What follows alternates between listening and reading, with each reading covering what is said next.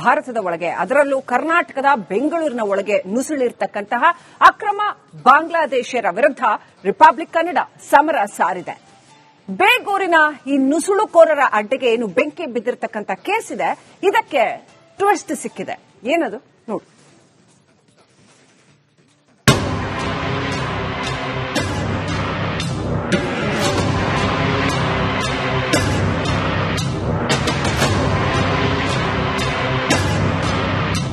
ದೇಶದ ಭದ್ರತೆಯನ್ನ ಲೆಕ್ಕಿಸದೆ ಅಕ್ರಮವಾಗಿ ಬೆಂಗಳೂರಿಗೆ ಬಂದು ಬಾಂಗ್ಲಾ ನಿವಾಸಿಗಳು ಬೇಗೂರಿನಲ್ಲಿ ವಾಸವಾಗಿದ್ರು. ಅಕ್ರಮ ಗ್ಯಾಸ್ ರೀಫಿಲ್ಲಿಂಗ್ ಅಡ್ಡೆ ಆಯ್ತಾ ಬೇಗೂರು. ನುಸುಳುಕೋರರ ಅಡ್ಡಿಯಲ್ಲಿ ಸಿಕ್ಕಿದೆ ಶಾಕಿಂಗ್ ಎವಿಡೆನ್ಸ್. ಅಕ್ರಮ ಬಾಂಗ್ಲಾದೇಶಿಗಳ ವಿರುದ್ಧ ರಿಪಬ್ಲಿಕ್ ಕನ್ನಡ ಸಮರವನ್ನ ಸಾರಿದೆ. 5 ದಿನ 5 ಡೇರಿಂಗ್ ಸ್ಟಿಂಗ್ ಆಪರೇಷನ್ ಮಾಡಿ ನುಸುಳುಕೋರರ ಅಡ್ಡೆಗಳನ್ನ ಎಕ್ಸ್ಪೋಸ್ ಮಾಡಿದೆ. ನುಸುಳುಕೋರರ ಅಡ್ಡೆಯಲ್ಲಿ ಶಾಕಿಂಗ್ ಎವಿಡೆನ್ಸ್ಗಳು ಸಿಕ್ಕಿವೆ. ಬೇಗೂರಿನ ನುಸುಳುಕೋರರು ಅಕ್ರಮ ಗ್ಯಾಸ್ ರೀಫಿಲ್ಲಿಂಗ್ ಅಡ್ಡೆಯಾಯ್ತಾ ಅನ್ನೋ ಅನುಮಾನ ಕೂಡ ಶುರುವಾಗಿದೆ.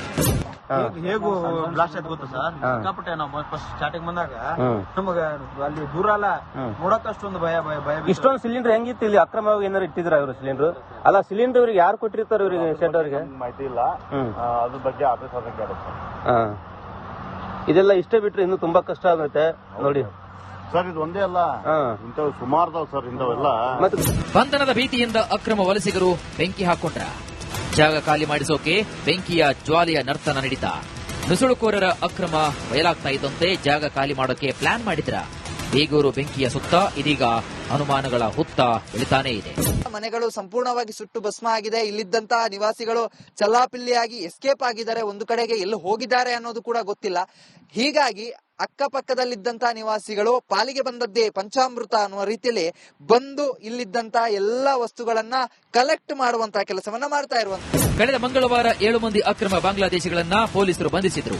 ಪೊಲೀಸರು ಬರ್ತಾ ಇದ್ದಂತೆ ಎಸ್ಕೇಪ್ ಕೂಡ ಆಗಿದ್ರು. ನುಸುಳುಕೋರರ ಬಂಧನ ಆಗ್ತಾ ಇದ್ದಂತೆ ಬೆಂಕಿ ದಗದಗಿಸಿದೆ. ಎಸ್ಕೇಪ್ ಆಗೋಕೆ ಬೆಂಕಿ ಹಾಕಿ ಡೈವರ್ಟ್ ಮಾಡಿರುವಂತಹ ಶಂಕೆ ವ್ಯಕ್ತವಾಗಿದೆ. ಬೆಂಕಿ ಹೊತ್ತಿ ಉರಿಯುವ ಮುನ್ನವೇ ಬಾಂಗ್ಲಾದೇಶಿಗರು ಜೂಟಾಗಿದ್ದಾರೆ.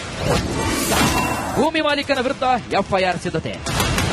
ಗುಜರಿ ಮಾಡಿಕೊಳ್ಳಲು 4 ಕುಟುಂಬದವರಿಗೆ ಸ್ಥಳ ಕೊಟ್ಟಿದ್ದ ಮಾಲೀಕನ ವಿರುದ್ಧ ಎಫ್ಐಆರ್ ದಾಖಲಿಸಲು ಪೊಲೀಸರು ಸಿದ್ಧತೆ ನಡೆಸಿದ್ದಾರೆ. ಸ್ಥಳಕ್ಕೆ ಭೇಟಿಯನ್ನ ನೀಡದೇ ಇರುವಂತಹ ಮಾಲೀಕನ ಪತ್ತೆಗೆ ಪೊಲೀಸರು ಬಲೆ ಬೀಸಿದ್ದಾರೆ ಅಂತ ಹೇಳಲಾಗ್ತಾ ಇದೆ. ಬೆಂಗಳೂರಿನ ಬೇಗೂರು ಸ್ಫೋಟ ಪ್ರಕರಣಕ್ಕೆ ಮೆಗಾ ಟ್ವಿಸ್ಟ್ ಸಿಕ್ಕಿದ್ದು, ಅಕ್ರಮವಾಗಿ ಗ್ಯಾಸ್ ರೀಫಿಲ್ಲಿಂಗ್ನಿಂದಾಗಿ ಬೆಂಕಿ ದಗದಗಿಸಿರುವುದು ಬೆಳಕಿಗೆ ಬಂದಿದೆ.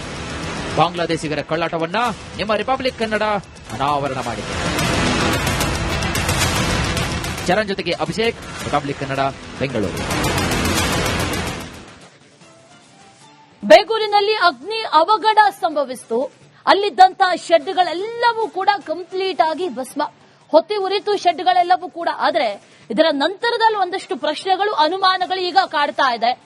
ಈ ಶೆಡ್ಗಳೆಲ್ಲವೂ ಬೆಂಕಿಗೆ ಆಹುತಿ ಆಗಿದ್ದು ಇದು ಆಕಸ್ಮಿಕನಾ ಇಲ್ಲ ಇದು ಷಡ್ಯಂತ್ರನಾ ಅನ್ನೋ ಪ್ರಶ್ನೆ.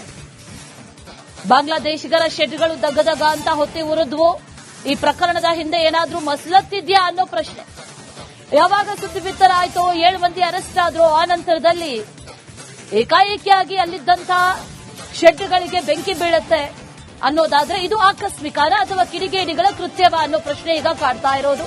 ರಿಪಬ್ಲಿಕ್ ಕನ್ನಡದಲ್ಲಿ ಬೇಗೂರು ಬೆಂಕಿ ಎಕ್ಸ್ಕ್ಲೂಸಿವ್ ಸ್ಟೋರಿ. ಬಾಂಗ್ಲಾದೇಶಿಗರ ಶೆಡ್ ದಗದಗ ಅಂತ ಹೊತ್ತಿ ಉರಿಯಿತು. ರಾತ್ರೋರಾತ್ರಿ ಬೆಂಕಿ ಬಿತ್ತು. ಇದು ಹೇಗೆ ಸಾಧ್ಯ ಅನ್ನೋ ಪ್ರಶ್ನೆ. ಅಲ್ಲೇ ಅಕ್ರಮ ರೀಫಿಲ್ಲಿಂಗ್ ದಂಧೆ ಕೂಡ ನಡೀತಾ ಇತ್ತು ಅನ್ನುವಂತ ವಿಚಾರ.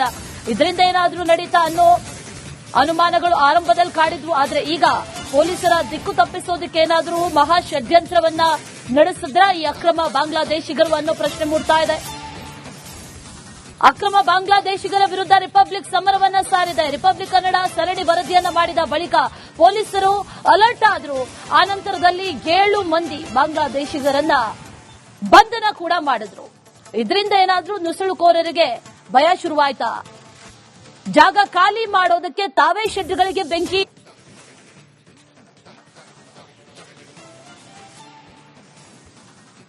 ಇಲ್ಲಿ ಬೇಗೂರಲ್ಲಿ ಹೂತಿಟ್ಟಿದ್ದ ಸಿಲಿಂಡರ್ ಸ್ಫೋಟ ಆಗಿ ಬೆಂಕಿ ಹೊತ್ಕೊಂಡಿದೆ ಅಂತ ಹೇಳಲಾಗಿದೆ. ಈ ಸಿಲಿಂಡರ್ ಹೂತಿಡೋದಕ್ಕೆ ಈ ಜಾಗದ ಮಾಲೀಕ ಅವಕಾಶ ಹಾಕೊಟ್ಟ. ಯಾರು ಆತ? ಏನ್ ಮಾಡ್ತಾ ಇದ್ದ? ಈ ಹಿಂದೂ ಕೂಡ ಇಲ್ಲಿ ಅಗ್ನಿ ಅವಘಡ ನಡೆದಿತ್ತು. ಈ ಬಾಂಗ್ಲಾ ಅಡ್ಡೆಯಲ್ಲಿ ಸಿಲಿಂಡರ್ ಸ್ಫೋಟಗೊಂಡ ಕೇಸ್ಗೆ ಸಂಬಂಧಪಟ್ಟಂತೆ ಸಾಕಷ್ಟು ಅನುಮಾನಗಳು ಏಳ್ತಾ ಇದೆ. ಬೆಂಗಳೂರಿನ ಬೇಗೂರಿನಲ್ಲಿ ನಡೆದಿರ್ತಕ್ಕಂಥ ಘಟನೆ. ಜಾಗದ ಮಾಲೀಕನ ವಿರುದ್ಧ ಎಫ್ಐಆರ್ ಹಾಕೋದಕ್ಕೆ ಸಿದ್ಧತೆ ನಡೆದಿದೆ. ಗುಜರಿ ನೋಡ್ಕೊಳ್ಳಕ್ಕೆ ಅಂತ ಜಾಗವನ್ನ ಬೇರೆಯವರಿಗೆ ಕೊಟ್ಟಿದ್ದಂತೆ ಮಾಲೀಕ. 4 ಕುಟುಂಬಗಳಿಗೆ ಅಲ್ಲಿ ಈತ ಜಾಗ ಕೊಟ್ಟಿದ್ದ. 2 ತಿಂಗಳ ಹಿಂದೆ ಕೂಡ ಇದೇ ಜಾಗದಲ್ಲಿ ಅಗ್ನಿ ಅವಘಡ ನಡೆದಿತ್ತು. ಈ ವೇಳೆ ಜಾಗದ ಮಾಲೀಕ ಸ್ಥಳಕ್ಕೆ ಬಂದಿದ್ದ ಅಂತ ಹೇಳಲಾಗಿದೆ. ಈಗ ಮತ್ತೆ ಅಗ್ನಿ ಅವಘಡ, ಆತನ ವಿರುದ್ಧ ಎಫ್ಐಆರ್ ದಾಖಲು ಮಾಡೋದಕ್ಕೆ ಸಿದ್ಧತೆ ನಡೆದಿದೆ.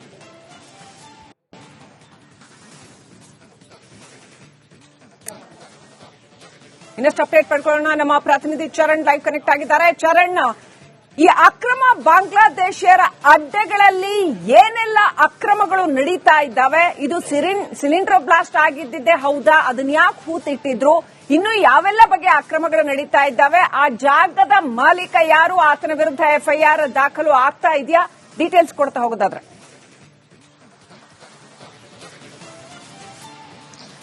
ಯಶಲಕ್ಷ್ಮಿ, ಏನೋ ಬೇಗೂರಿನಲ್ಲಿ ಅಕ್ರಮವಾಗಿ ಒಂದಿಷ್ಟು ಬಾಂಗ್ಲಾ ನಿವಾಸಿಗಳು ನೆಲೆಯನ್ನ ಮಾಡಿದ್ರು, ಮತ್ತೆ ಇಲ್ಲಿ ಒಂದಿಷ್ಟು ಗುಜಿರಿ ಹೆಕ್ಕುವಂತಹ ಕೆಲಸವನ್ನ ಮಾಡಿದ್ರು ಅನ್ನೋದ್ರ ಬಗ್ಗೆ ರಿಪಬ್ಲಿಕ್ ಕನ್ನಡ ವರದಿಯನ್ನ ಮಾಡುತ್ತೆ. ವರದಿಯನ್ನ ಆಧರಿಸಿ ಬೇಗೂರು ಪೊಲೀಸರು ಸ್ಥಳಕ್ಕೆ ವಿಸಿಟ್ ಅನ್ನ ಮಾಡ್ತಾರೆ. ವಿಸಿಟ್ ಮಾಡಿದಂತಹ ಸಂದರ್ಭದಲ್ಲಿ 7 ಜನ ಅಕ್ರಮವಾಗಿ ಬಂದಿದ್ದಂತಹ ಬಾಂಗ್ಲಾದೇಶಿಗರು ಏನಿರ್ತಾರೆ ಅವರನ್ನ ಅರೆಸ್ಟ್ ಮಾಡುವಂತಹ ಕೆಲಸ ಕೂಡ ಮಾಡಲಾಗುತ್ತೆ. ಅವರನ್ನ ಬಂಧಿಸಿದ ತಕ್ಷಣವೇ ಇಲ್ಲಿದ್ದಂತಹ ಒಂದಿಷ್ಟು ಅವರ ಜೊತೆ ಬಂದಿದ್ದಂತಹ ಫ್ಯಾಮಿಲಿಗಳಾಗಿರಬಹುದು ಮತ್ತೆ ಸ್ನೇಹಿತರುಗಳಾಗಿರಬಹುದು, ಅವರು ಸ್ಥಳದಿಂದ ಎಸ್ಕೇಪ್ ಆಗ್ತಾರೆ. ಎಸ್ಕೇಪ್ ಆಗಿ 2 ದಿನ ಆಗ್ತಾ ಇದ್ದಂತೆ ಅವರಿದ್ದಂತಹ ಒಂದು ಶೆಡ್ಗಳೇನಿದೆ ಅವುಗಳು ಸುಟ್ಟು ಭಸ್ಮ ಆಗಿರುವಂತದ್ದು ಈ ಒಂದು ಪ್ರಕರಣಕ್ಕೆ ಸಂಬಂಧಪಟ್ಟಾಗೆ ಸಾಕಷ್ಟು ಅನುಮಾನಗಳಿಗೆ ಎಡೆ ಮಾಡಿ ಕೊಡ್ತಾ ಇದೆ. ಒಂದು ಕಡೆಯಲ್ಲಿ ಇಲ್ಲಿ ಅಕ್ರಮವಾಗಿ ಗ್ಯಾಸ್ ರಿಫಿಲ್ಲಿಂಗ್ ಮತ್ತೆ ಸ್ಟವ್ ರಿಪೇರಿಯನ್ನ ಮಾಡಿ ಅವುಗಳನ್ನ ಮಾರಾಟ ಮಾಡಲಾಗ್ತಿತ್ತು, ಮತ್ತೆ ಒಂದಿಷ್ಟು ಪ್ಲಾಸ್ಟಿಕ್ ಗಳನ್ನ ತಂದು ಡಂಪೇರ್ಡ್ ರೀತಿಯಲ್ಲಿ ಸುಡ್ಲಾಗ್ತಿತ್ತು ಅನ್ನುವಂತಹ ಮಾಹಿತಿಗಳು ಕೂಡ ಇಲ್ಲಿನ ಸ್ಥಳೀಯರುಗಳು ಹೇಳ್ತಾ ಇರುವಂತದ್ದು. ಮತ್ತೊಂದು ಕಡೆಯಲ್ಲಿ